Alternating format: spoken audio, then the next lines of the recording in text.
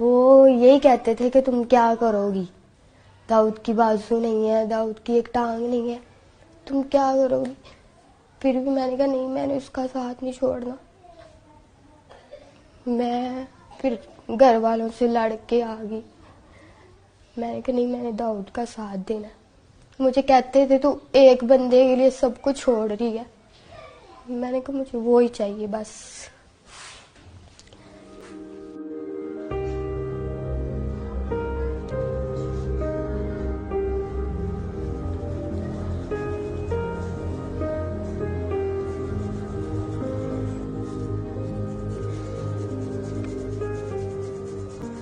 Doctor ने कहा है कि बाजू तो फिर भी लग जाएंगे, जान नहीं हम डाल सकते आपके अंदर।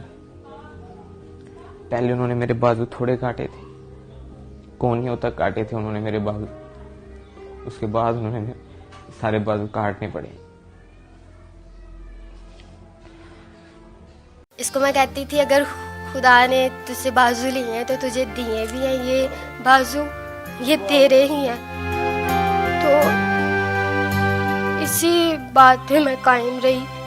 तो मैं हर एक काम इसका करती हूँ।